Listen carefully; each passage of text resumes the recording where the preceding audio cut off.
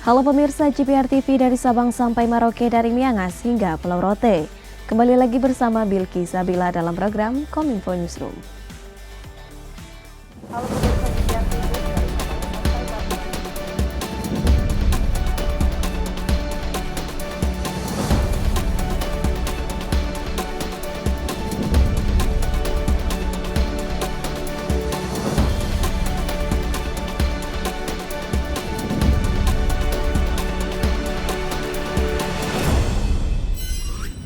Dan inilah Kominfo Newsroom selengkapnya. Pemirsa, Forum Global Platform for Disaster Risk Reduction ke-7 yang berlangsung di Nusa Dua Bali menerapkan protokol kesehatan ketat sesuai dengan standar yang disepakati dan diakui oleh seluruh pihak UN.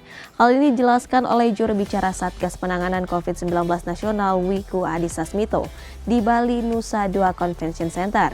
Menurutnya, ketentuan screening PCR dengan hasil negatif telah diberlakukan pada tanggal 25 dan 27 Mei saat pembukaan dan penutupan GPDRR.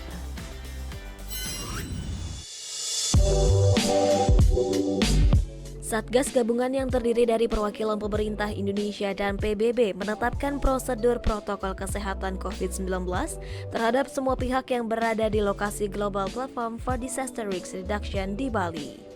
Juru bicara penanganan COVID-19 Wiku Adhisa Smito menjelaskan, ketentuan screening PCR dengan hasil negatif diberlakukan pada 25 dan 27 Mei saat pembukaan dan penutupan GPDRR. Selain screening PCR, diberlakukan screening suhu yang disertai dengan pemeriksaan antigen bagi peserta dengan suhu di atas 37,5 derajat Celcius dan belum mendapatkan vaksinasi lengkap.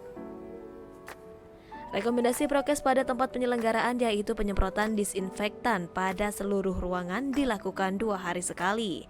Penyemprotan berlangsung pada pagi sebelum acara dan pada sore kegiatan berakhir. Wiku pun berharap seluruh peserta GPDRR dapat disiplin, menerapkan protokol kesehatan yang ketat, khususnya tetap menggunakan masker.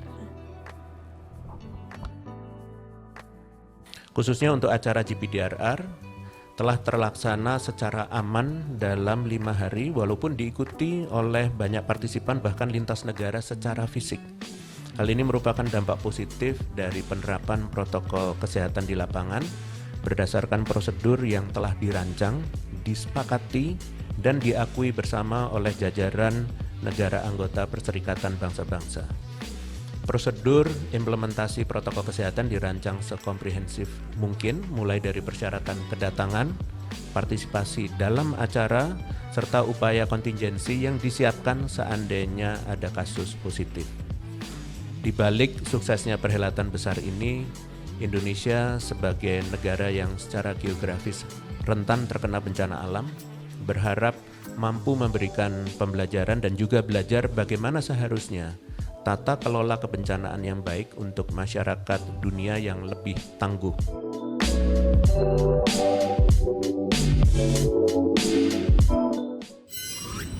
Dalam rangkaian GPDRR 2022 di Bali, Menteri Pariwisata dan Ekonomi Kreatif Sandiaga Uno memperkenalkan pariwisata berkelanjutan. Adapun program pariwisata berkelanjutan atau Tourism Resilience ini juga menawarkan beragam upaya pelestarian lingkungan. Sesi field trip dalam Global Platform for Disaster Risk Reduction ke-7 2022 memperkenalkan pariwisata berkelanjutan. Program pariwisata berkelanjutan atau Tourism Resilience juga menawarkan beragam upaya pelestarian lingkungan. Menparekraf mengatakan Indonesia siap unjuk gigi terkait pariwisata berkelanjutan dan berbasis lingkungan dengan beragam kearifan lokal. Lokasi field trip yang terdiri dari Desa Penglipuran, Pura Besaki, Garuda Wisnu Kencana, Uluwatu, dan Tanjung Benoa telah melalui beragam pertimbangan dan pembahasan langsung bersama pihak Perserikatan Bangsa-Bangsa dan para pelaku usaha pariwisata dan ekonomi kreatif. Memperlihatkan komitmen kita dan juga penerapan secara global, kita juga akan membawa para peserta dari konferensi ini untuk field trip di Desa Penglipuran, Kintamani, di Kabupaten Bangli yang telah terpilih menjadi desa wisata terbersih di dunia, dan juga Pura Besaki, Kertagosa, Garuda Wisnu Kencana, Tanjung Benoa, Benoa Peninsula, Uluwatu pada tanggal 28 Mei, di mana kita akan memperlihatkan kearifan lokal dan juga bagaimana budaya dan adat setempat mempersiapkan kita untuk lebih tangguh menghadapi bencana yang mungkin akan datang di kemudian hari. Pemirsa, Indonesia berharap hasil GPDRR yang dilakukan di Bali menjadi masukan bagi United Nations Officer for Disaster Risk Reduction atau UNDRR untuk mendorong kerjasama dan kolaborasi internasional dalam manajemen kebencanaan yang lebih berkualitas.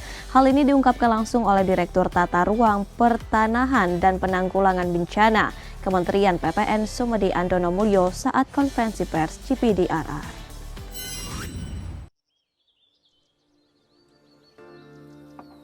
Direktur Tata Ruang Pertanahan dan Penanggulangan Bencana Bapena Sumedi Andono Mulyo saat konferensi pers GPDRR mengatakan, kerjasama dan kolaborasi dalam manajemen kebencanaan terkait dengan data, peta, informasi, dan pengetahuan mengenai kebencanaan merupakan hal yang penting untuk menuju resiliensi berkelanjutan. Seperti pengarus utamaan dan fasilitas di tingkat desa yang di dalamnya ada upaya untuk pengurangan risiko bencana. Kerjasama antar perguruan tinggi dan lembaga riset juga menjadi penting terutama dalam peningkatan pengembangan teknologi dan pelaksanaan riset kebencanaan. Kemudian, fasilitas dan pemberdayaan kelompok rentan, pemuda dan pelaku usaha dalam penanggulangan bencana. Tidak hanya pada saat terjadi bencana maupun pasca bencana, tetapi justru peran pelaku usaha menjadi sangat penting pada saat prabencana di dalam perencanaan. Terakhir, mobilisasi sumber-sumber pendanaan terintegrasi dalam penanganan bencana agar jika terjadi pergeseran tidak hanya kepada pembelanjaan saja, tetapi juga kepada investasi. Selanjutnya, delegasi Indonesia mempunyai harapan agar hasil GPDRR itu menjadi masukan bagi UNDRR, terutama di dalam memperkuat dan memperluas kerjasama internasional yang lebih berkualitas, sekaligus juga menjadi masukan bagi konferensi tingkat tinggi di G20 nanti yang di Bali, bahwa menekankan kepada pentingnya penguatan kerjasama internasional yang lebih adil dan nyata dalam penanganan pandemi, pengurangan risiko bencana dan perubahan iklim. Kemudian penyediaan dukungan bagi pengembangan usaha kecil dan menengah, terutama di negara-negara berkembang yang rentan terhadap bencana dan pandemi, serta perluasan akses terhadap informasi, teknologi, dan sumber-sumber pendanaan bagi negara-negara berkembang.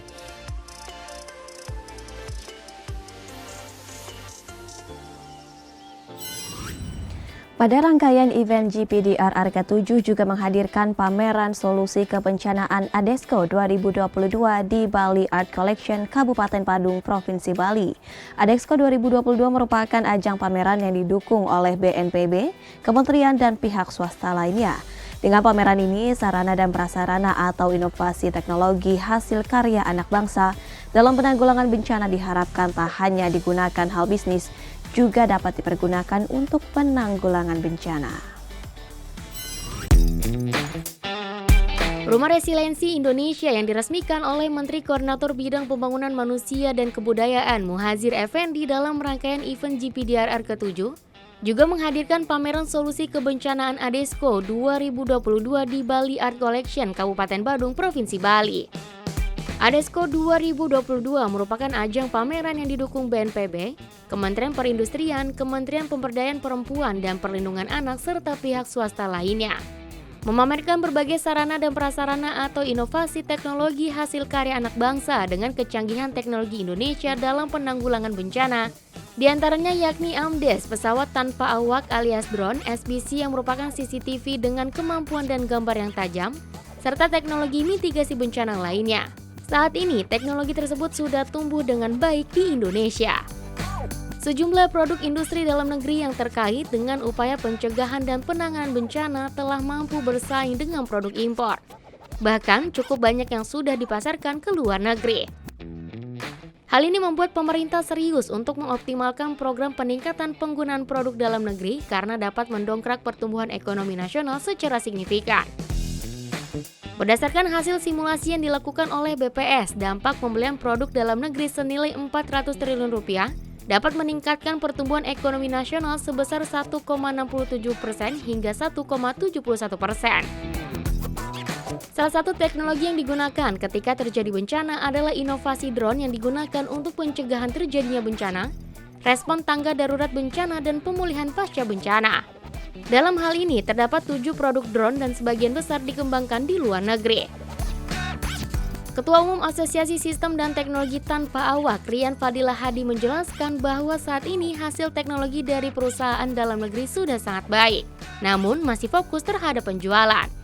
Oleh karena itu, dengan adanya inovasi yang diciptakan ini, selain digunakan dalam hal bisnis, juga dapat dipergunakan untuk penanggulangan bencana. Kebetulan kalau ini kan kita asosiasi ya yang mengikuti pameran ini. Tapi di sini ada 7 perusahaan dan sebenarnya kalau ceritanya sih mirip-mirip gitu satu dengan yang lain. Memang kita lihat bahwa potensi teknologinya sangat-sangat besar gitu.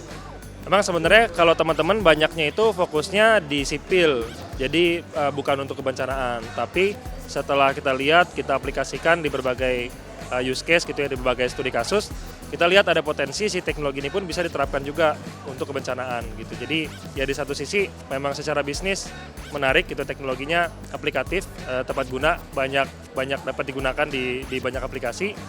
Di sisi lain itu juga bisa membantu gitu, khususnya dalam konteks kebencanaan.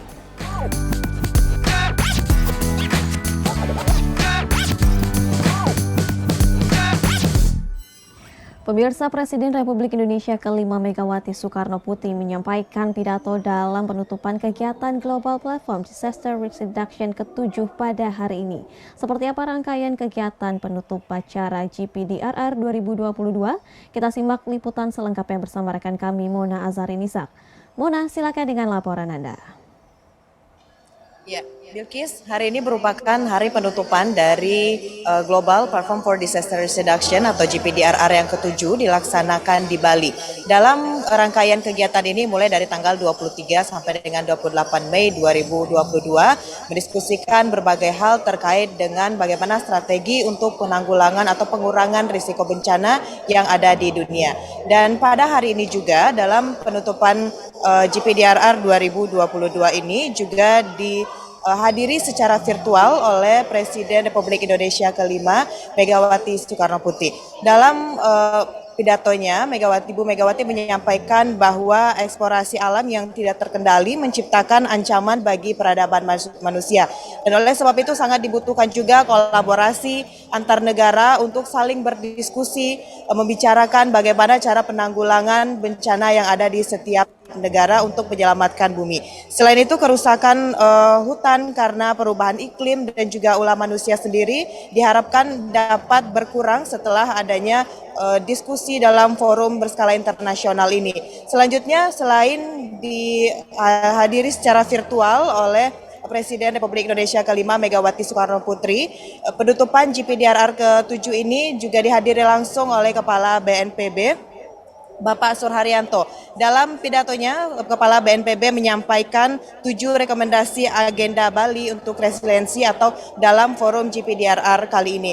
Di antara dari 7 forum tersebut, seperti pengurangan risiko bencana perlu diintegrasikan dengan kebijakan utama pembangunan, pembiayaan, legislasi, dan rencana agenda tahun 2030. Selain itu, dengan perubahan sistematik, kita dapat memperhitungkan kerugian yang diakibatkan oleh bencana yang terjadi dan ketidakadanya aksi dari penanggulangan risiko bencana.